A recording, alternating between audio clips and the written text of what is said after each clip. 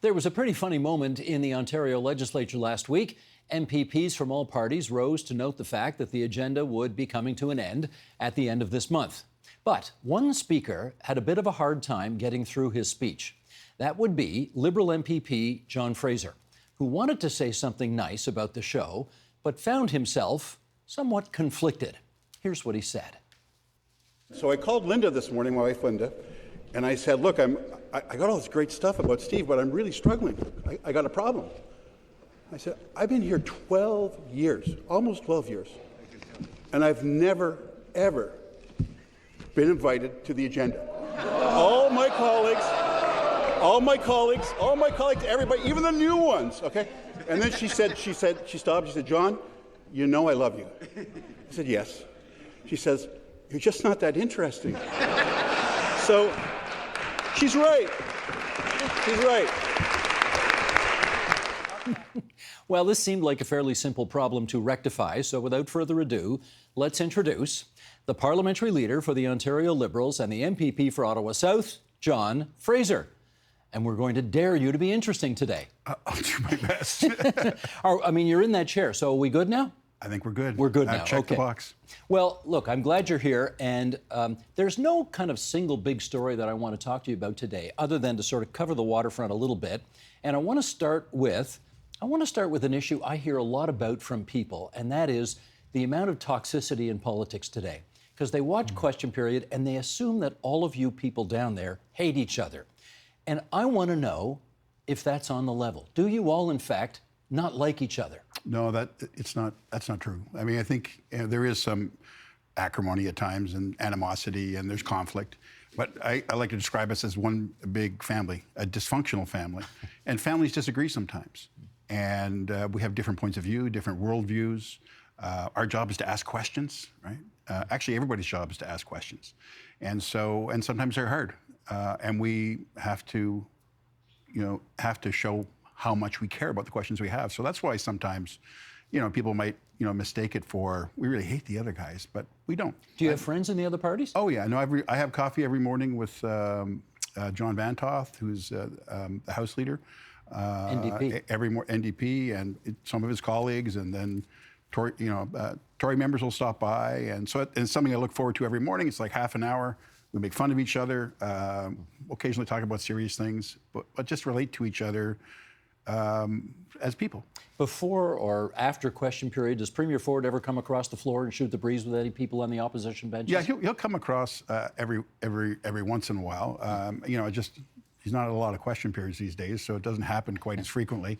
But I think, look, we have to have the thing that we leave when we leave that place. We're going to do things, and our names will be on bills, and we'll remember things. But it's actually the relationships that you have are the things that are going to last. Well, let me ask you about bills. There used to be a day, and I don't know if it still exists, there used to be a day when a government minister would introduce a bill, but before doing so, he or she would extend the courtesy to consult with his or her opposition member, critic, to see whether there was anything in the bill that they thought ought to be there. Does that still happen? That doesn't happen. That does and not. Often, we had Bill 11, which was a really important bill in terms of personal health information and health care. Didn't even go to committee. I didn't actually get to the committee stage. And so there should be more. The committee has been kind of lost at Queen's Park. We don't travel bills. So there's not that kind of collaborative relationship that I think existed in the past. I think it all depends on who's leading the government and the approach that they want to take. So. Okay. Let's talk about your party right now, because, of course, for the last two previous elections, you were not an officially constituted party because the Liberals didn't get 12 seats. You did in the last campaign. Mm-hmm. What are you at, 14? 14. 14 seats. How is the life for those MPPs at Queen's Park for the Liberals now different? It's a sea change. So, first of all, we have more staff that are able to help us with research and communications and outreach, which is really quite helpful. And sort of as importantly, we have equal ice time. Before, even in Question Period, I get one question every 8 days. Now as parliamentary leader, I get 2 questions with 2 supplementaries every morning. That's huge. We get more questions in Question Period. We get 5. We have more debate time. It's a huge change. It's a lot more work, which is great. And it allows us to have some legislative tools that we didn't have before. With the filibuster that we just, and the 4,000 amendments. The 4,000 amendments, we couldn't have done that without the recognition, the status that we have inside the legislature. So it's been a great thing.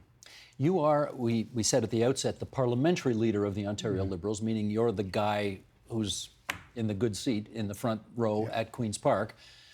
You're not the actual party leader. You're the leader in the House. Your party leader, Bonnie Crombie, didn't win a seat in the last election, and I wonder how problematic that is for the party right now. I don't see that as being problematic. Bonnie didn't have a seat for the last year and a half after she won the leadership. And the work that you do to get elected is largely not inside the building. It's outside the building. It's in ridings. It's on Main Street in towns and cities. And so that's the work that was being done before the election. It would be a great advantage for her to be there right now, but you take advantage of the things that happen to you and use whatever there is in those things. And right now it gives her the freedom to be able to go to any place in Ontario. She's not tied down to the legislature. So there are advantages to it, and she's doing that right now. So. Yeah, there was some speculation after election night that, is she going to hang around? Will she stay till the next election and fight the next election, given that she doesn't have a seat? She's always said yes. Is there any doubt in your mind? No. But that she's hanging around? No doubt in my mind. No doubt. Okay. Let me ask you one other thing. As we sit here talking today, they are taking the cladding off the statue of Sir John A. Macdonald on the south lawn of Queen's Park. And you can confirm this for me. I don't know if it's true, but I suspect it's true, that the special legislative committee called the Board of the Internal Economy or something like that, which makes the decisions about the precinct, it's always been a stalemate for the last 5 years, but because you guys are an official party, you now have status and are on that committee. And therefore, do I assume the Liberal voted to take the cladding off and that broke the stalemate? Yes. That's what happened. That's what happened. Yeah, just because, look, we can't hide from our history, the good, the bad, and the ugly. And I think it was important that we do that. I think we need to acknowledge that. And I'm not personally myself. I'm not a big believer in statues. But the reality is, the statue's there. It's a monument. It should be a monument to the things, that period of time. And during that period of time, there were some things that happened that were good, and there were some things that happened that were very, very tragic. And it is, and we have to do more to acknowledge that. But leaving a box up is not getting us there. And so I've always believed that. And I think there's a way forward to make sure that we acknowledge that history. The Globe and Mail editorially the other day said, okay, fine, we're taking the cladding off Sir John A. Let's have another monument somewhere at Queen's Park acknowledging the suffering of Indigenous people over the last hundreds of years. So the Assembly voted unanimously to allow the committee that's doing that work, has been doing that work to continue that work. Okay. We had to do that because it's a new session, and we had to say, you can continue to do this work you were doing in the last session. And so there's a commitment to making that happen. And I think it's important that we do that. And when I think of Sir John A. and I look at Sir John A., I just don't think about nation building. I think residential schools. And as a matter of fact, that's the first thing that comes to my mind now when I look at that. Is that good? It's real. That's the truth. And so, maybe exposing the truth is the right thing to do. Let's talk in our remaining 5 minutes here. Time goes fast when you're having a good time, eh? So here we go. 5 minutes to go. Yeah, it does. What, in your view, is the biggest problem with the Ford government today? The biggest problem? It's very performative. Their communication's heavy. I was thinking about that this morning. It's just, it's easy to build things. There's always people. You can borrow money. You can build buildings. It's harder to make what happens in those buildings work. And the government struggles with that. 2.5 million Ontarians don't have a family doctor. Wait times are longer. Our schools, kids with exceptional needs aren't getting what they need. So that's the hard part of it. And I think governments that understand that, you can't just build things. You need to build people. You need to help them grow. Our college system which is something that came from a conservative government, is essentially under threat. And the deal in Ontario is, if you're sick, don't worry. We'll take care of you. And your kids, don't worry. they'll have opportunity. They'll all have relatively equal opportunity. And that's not true, because the stuff that happens inside, the people who help people, it's not working well. And the government's not focused on that. They need to be focused on it. I know you've been saying that for the 12 years that you've been an MPP at Queen's Park, and the opposition, writ large, has been bringing that to the public's attention for the last 7 years, and yet the guys won 3 straight majorities. So how do you explain that? They called an election before what I call the tipping point or the inflection point, because what happens eventually is you get a critical mass of people who experience, and I've seen it happen before in the Harris days. At about 7 years, he left. And what happens is enough people experience the things that don't work that they go, I've had enough. I mean, the government called an election early. They spent a lot of money doing it.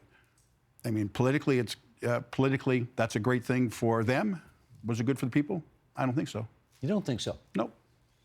No, I don't, because I don't think that not only do I think, I know that they're not focused on the things that matter most, the things that happen inside those buildings. There's a polling company that surveys the popularity of all the premiers of Canada, I think, 3 or 4 times a year. Doug Ford's usually number 1 or number 2 on that list. Well, he's number 1 or number 2. That's not exclusively in Ontario. I'm not saying he's not popular. Right now, he's running against Donald Trump. Donald Trump won't always be there. And then you have to run against yourself. That's harder. Could you tell us one thing the Ford government has done that you like? What do I like? Well, the work that they've continued on in palliative care, I think is really important. I think they've done a good job of that. It's something that I was involved with and that for a long time, and I was concerned that would not continue. And from what I've seen and talking to people in the field, there's a lot more work to do, but it didn't stop, right? So, and I think that we have to. I think it's important for us to focus on how we take care of each other at the end of life, and so I'm just pleased the government did that. Okay, you're the member for Ottawa South. Who held the seat before you? Dalton McGuinty. Are you still in touch? Yes, I usually talk to him. I wouldn't say frequently, but I talk to him every couple of weeks or. Every couple of weeks. That sounds frequently. 2 or 3 weeks. Yeah. Yeah? We check with lots of things of mutual interest, and he's very good at giving his time to a whole bunch, to all sorts of people. How's he doing? He's doing great, and so he was. I learned a lot just working for him for 14 years. So I give him most of the credit that it just came. A lot of that came through osmosis, right? Just watching him and listening, and I sort of have 2 Ontario political, I want to say heroes, but people who, Bill Davis, Dalton McGuinty. A Tory and a Liberal. They understood what was important, making sure that the healthcare and education was put always at the top of the list and taken care of. I will not be the first person you have heard observe that you have a lot of Dalton McGuinty mannerisms. Did you pick that stuff up from him? I say he got it from me, but I don't think so. I think, when you spend a lot of time with someone and you listen and you watch, you pick things up. And so,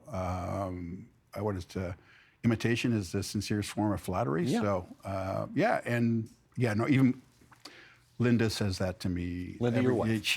Yes. Linda Whom you've known since kindergarten. Well, not quite. Well, actually, no. When I was 3 or 4, I lived a block, on the other side of the block away from her, and we moved after that. So I probably met her at some point, and then we ended up, we were married very young, and so we've been married 45 years. Wow. In a couple of weeks. Congratulations. Thank you. Okay, that is clearly your greatest accomplishment in life, but let me ask you finally, your political career, however long it lasts, the thing you will leave proudest of is what? Just helping people. I have a great office in Ottawa that helps people with just their everyday problems, and we can do there's lots of things that I'm proud of, but once they're done, you forget them. But when you have somebody come to you on the street and say, your office really helped me, or I had this situation and you fix it and it made all the difference, that has more of an impact on you. So, and I think it's the relationships with people I have in my riding. And I think the relationships that I've established inside the Assembly, which is to try to work with everybody and be a reasonable, thoughtful person and not set my hair on fire every time something happens. Well, I'm sorry it took 12 years to get you here, but I hope it was worth the wait. It was 100% worth the wait, and thanks for inviting me on. And I could have asked earlier, so I totally agree. And tell your wife, I thought you were pretty interesting, so she may need to change her opinion of you. Yeah, well, 45 years. Maybe that's, yeah. You can have too much Fraser.